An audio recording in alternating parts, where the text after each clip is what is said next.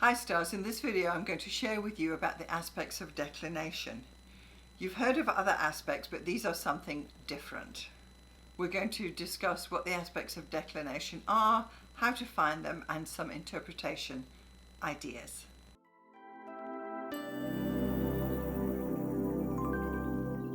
If we have not met before, I'm Alison, an astrologer in Canada. This video is part of my aspects series and you can see more of those in this link here. If you're new here, consider subscribing, like, or share this video with anyone who would be interested.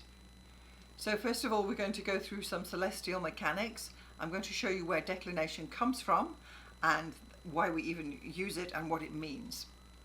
And in this way, you'll be able to start to think about planets in space and time and how some of the movements can affect us through the astrology, which is really what we're going for. At any time, you can just stop this video, rewind and watch again to make sure that you fully understand where declination comes from. All right, well, let's get started. Okay, so aspects of declination, parallels and contra-parallels. The trick with declinations is to realize where they're being measured from and where the actual calculation comes from. So first up, I'm just bringing your attention to the fact that we have the Earth's equator, pretty straightforward. And then the celestial equator is actually the plane of the Earth's equator projected onto the backdrop of the sky. So in our image there, we've got the Earth's equator on a particular plate, and that plane is projected onto the sky, and that is also then known as the celestial equator. Now, declination depends on how far a planet is north or south of the celestial equator, because the planets do move slightly, even though they're all going around the sun in the same plane as the sun. There is a variation, and that is what declination is all about. So in this diagram here, we can see there are two planets there that are being measured from the celestial equator. There is one planet with declination north, and there is another planet there with declination south, and that is a measurement in degrees of declination. That's what we are going for. That's what we're trying to discover. So declination from the celestial equator is similar to latitude on Earth from the equator. Let's now consider the sun's declination. As we are on Earth, we look up to the sky, and the celestial equator is the extrapolation of the Earth's equator against the backdrop.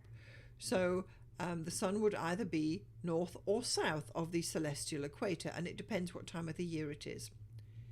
Now, the sun will only travel 23.5 degrees either north or south of the celestial equator.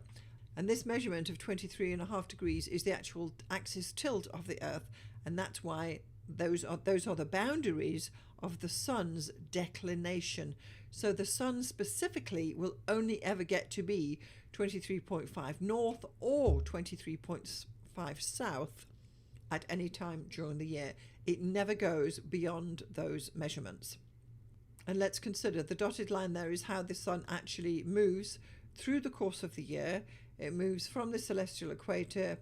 It actually starts at 0 Aries. It moves from the celestial equator. It moves north up through to the solstice at Cancer, which is when the turning point occurs. It then moves back down in the next 3 months to the crossing, to the entering Libra, and then it moves south and it goes all the way down to Capricorn. That is then the winter solstice, and then back up again to 0 Aries, which is of course the spring equinox in the northern hemisphere. So the idea is that at any given day, the sun will have some form of declination itself. It will either be north or south, depending on the season, and the measurement itself, the degrees of declination, will change slightly every day as the sun is moving up and down in this sine wave during the course of the year. Now, all the planets do this, but they have different curves, and some may go beyond the sun's declination of 23.5 degrees, which then would be considered out of bounds, and I'll talk about that in another video.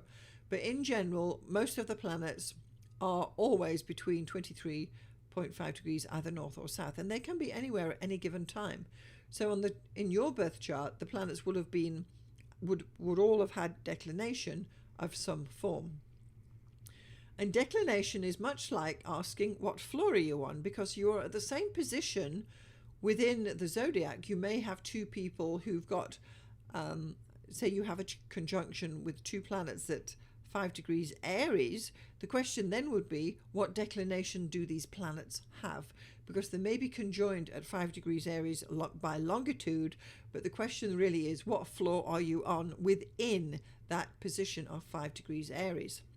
So you could ideally have, you could be on the 3rd floor there, you could be perhaps on the 1st floor, or you could even be in the basement. So depending where the planets are, they may have the two aspects of declination, which is what we're going to be talking about.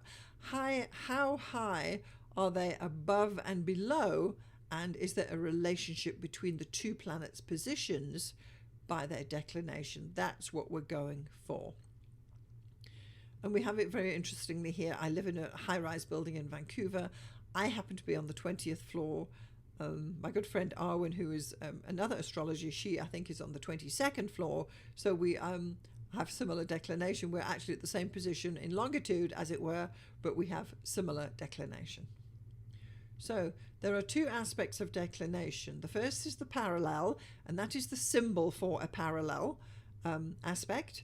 And then there is the contra-parallel, and that is the symbol for the contra-parallel. And you will see these sometimes in birth charts. So the parallel, for two planets to be parallel, they have to have the same declination degree. Both planets must either be both north or both south at the same declination degree. So here's an example of two planets where they are both north and they both have the same declination, but they may be in different signs of longitude.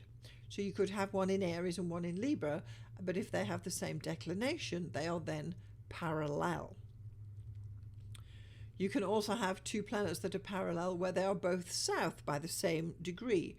So if you have two planets there and say they're both 15 degrees south, they would then be considered in parallel, even again, if they are in different signs of the zodiac. So contra-parallel is very similar. You have the same declination degree, but one planet is north and one planet is south. So in this instance, we've got one planet north at whatever, 15 degrees, and we have one planet south at the exact same degree, and these are contra-parallel. And again, they will be in different signs of the zodiac, but if they have the same declination, they are considered contra-parallel. So two planets that would not be parallel would be two planets that are both north but have different declinations. They are not parallel. And by the same token, if you have two planets that are south and they have different declinations, they will not be parallel either. Planets that are not contra-parallel, you would have one planet north and one planet south, but if they have different declination degrees, they are not contra-parallel. So that they would have different declinations there, and that's the whole point. So all the planets at all the times will have a particular position of declination. So maybe Pluto's north, maybe Jupiter's south. It just depends on the day. So when you're casting a chart, you wouldn't necessarily know this by looking at it, but you would be looking for the parallels and the contra-parallels to determine by their declination if planets have these special aspects. Now the orbs we're going to use is a 1 degree orb for both applying and separating parallels and contra-parallels. So it's a tight orb, it's 1 degree. I do have an example there of a parallel orb degree. So we're using a 1 degree orb. If you have two planets and one is 15 degrees north, the other one's 14 degrees north, they are in parallel because you've got the 1 degree orb. So quite clearly those two planets are in orb of a parallel. And then this is a parallel example of two planets at different declinations. So the red planet is 5 degrees north and the yellow planet is 12 degrees north, and these are not in orb. Okay? Considering then the contra-parallel orb example, using again a 1 degree orb, if we have one planet, the yellow planet is 6 degrees north and the red planet is 7 degrees south with a 1 degree orb, they are in orb of a contra-parallel. And an example of one that is not in orb that's a contra-parallel, again with a 1 degree orb, if you have two planets there, one is 5 degrees south, the other's 12 degrees north, they are not in orb for a contra-parallel. So it's just a matter of getting your head around what you're looking for with these two aspects of declination. We only have the parallel and the contra-parallel. So let's have a look at some parallel and contra-parallel aspect interpretations. Where do we go with these aspects? So your parallel interpretations, if two planets are parallel, it is similar to a conjunction interpretation. So by now you'll know about conjunctions, the blending, the combining, and the working togetherness of a conjunction. And if two planets are in parallel and they are both conjoined and parallel, this is hugely important. I call it a double whammy. There's probably another technical term for it, but this is like a super conjunction. So say you've got Sun conjoined Mars and parallel, that is a more dynamic conjunction than the Sun would be conjoined Venus and not being parallel. So it needs to be parallel and conjoined to be a double whammy, and you do get them quite often. These are the powerful conjunctions and parallels within your chart. And by the same token, the contra-parallel interpretation, if two planets are contra-parallel, it is similar to an opposition interpretation, where we are considering projection and alienation and blaming the other and that type of thing. And the meaning of the opposition comes through in the contra-parallel. And again, if you have two planets that are contra-parallel and opposition, this is your double whammy here. So you've got two planets contra-parallel and in opposition. So you could have, say, Mars opposition Venus and contra-parallel. That is your double whammy opposition. And it's far more important than a Mars opposition Moon that is not contra-parallel. So when you've got the two together, it adds energy and tension and dynamicism to the aspects, and we're calling it a double whammy. So do you have any parallels or contra-parallels in your chart? Or even better, do you have any double whammy parallels and contra-parallels in your chart? They're the really important ones. If you enjoyed this video, please do subscribe, like, and share it with anyone who would be interested. I'm Alison Price. Thank you so much for watching. I'll see you next time.